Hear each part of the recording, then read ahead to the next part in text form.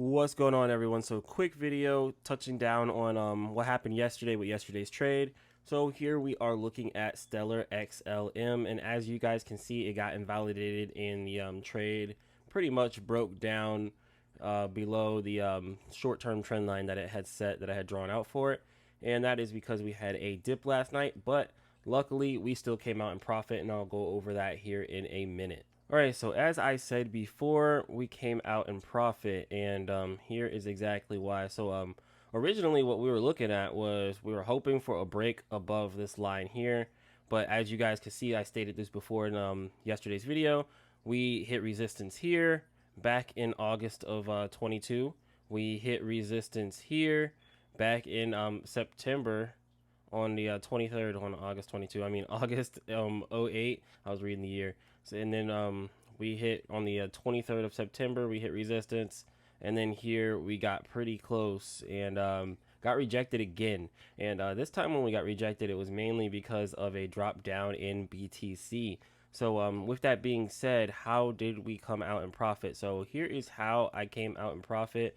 Because I stuck to this rule right here, guys. So if you guys aren't following me on Twitter, definitely go ahead and do so, because I can share a lot of the information and stuff that I find, and just different trades and just whatever's on my mind a lot faster on Twitter than I can with uploading a YouTube video, obviously.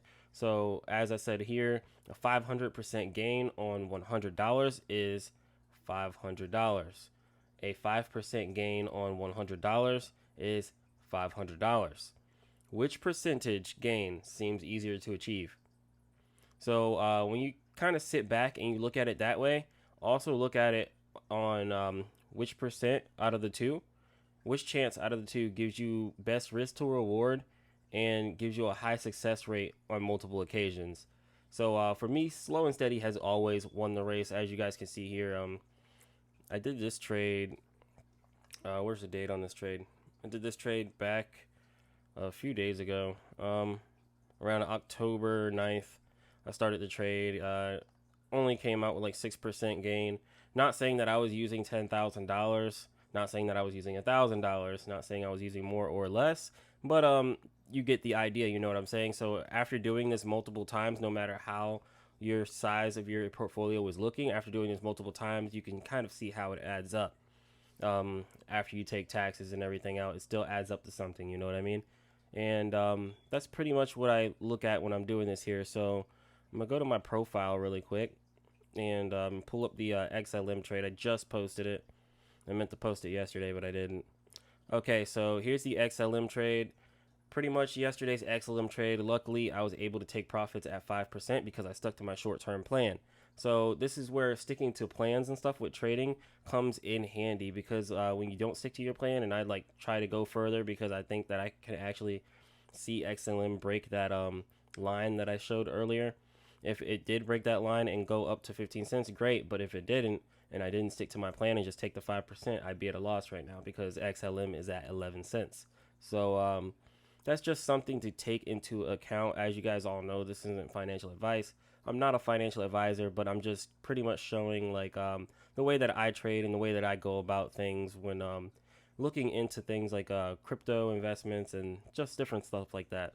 So like I said here, now there's an opportunity for me to actually make a little bit more profit if I were to go long now, if I were confident enough to go long. So the reason I usually close my shorts or my longs or my shorts within the day, usually my longs, I'll keep the shorts open a little longer, but which is kind of funny.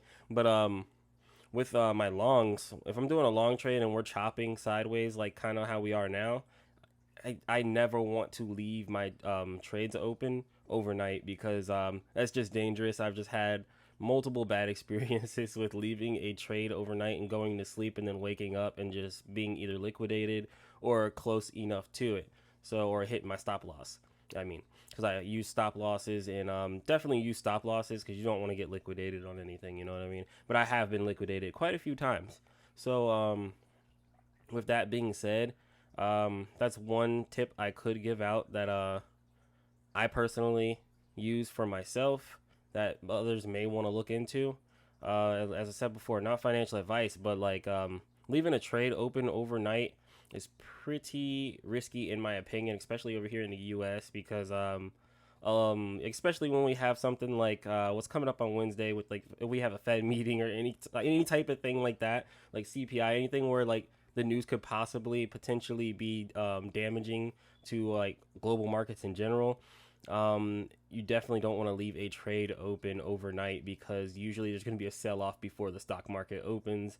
And then when the stock market opens, you'll probably see some volatility for like the first 30 minutes to an hour. And then after that, things start to smooth out and you kind of see where the trade's going. But that's just from my own personal experience. But that's pretty much where this trade went. I'm not too sure what I'm going to do with XLM right now. I'm still kind of eyeballing it, but we might just move on to the next trade or just sit on the sidelines and kind of wait until we can get a better direction. So that's where we are with XLM. If you guys like my videos on this, definitely leave me a comment in the comment section below, because I'm still a little unsure whether or not I'm going to post trades and whatnot on here. And I'm thinking about doing live trades as well. So just let me know in the comment section below. And for right now, we're just watching DXY and we're watching Bitcoin. That's pretty much all I've been doing, is watching both the DXY and BTC, just kind of studying and seeing how it goes. As you guys can see here, we're kind of moving down towards this lower end on the Bollinger Band, heading down towards the 112.59 to 60 range. Not too much going on there with the DXY. We could possibly be coming back down to this line here, but first I would probably have to see the DXY come down to this previous level of support, which is $110. As you guys can see here, it's showed up as a level of support quite a few times, and a minor level of resistance here and there, but mainly support. So with that being said, I'm pretty much just watching for the DXY to see if we're going to break below this range here and head down towards 110, because 111 hasn't really been shown that strong. I mean, it's shown up a few times, but not as a very strong support. As you guys can see here, it's broken down from there before. But anyways, guys, that's pretty much what I'm looking at. BTC is still chopping sideways. Not too much going on here at all. Just trying to weed everybody out and just stress out the people who are pretty much over leveraged, or just yeah, guys, it's just crazy. I don't want to go too deep into that, but yeah, it's just gonna be a waiting game, guys. Like, if you have the patience is usually always rewarded, in my personal opinion. Like, from what I've seen, patience has always been rewarded in the market, and this is going to be no different. No matter if it takes all of 2023, it takes all the way to 2024, or if it takes longer or shorter than that, patience is more than likely going to be rewarded here. And yeah, it's just going to be hard for a lot of people, because I know a lot of people are going to come and go, as with last cycle. And it's just going to be tough, so we're just going to have to hang in there and see what happens. But if I find any more trades, I'll definitely consider posting them on here. I'm definitely going to try to get some other videos out, as well as like a few things that are going on with a few altcoins that I'm looking at, and a few high caps and low caps. So we'll definitely go into that. But I got this coffee right here, and it's got me a little bit wired. So I'm going to go ahead and hop off here, guys. But if you guys like my content, definitely think about and subscribing and leaving a comment. But anyways, guys, I'll catch you guys in the next one. See ya.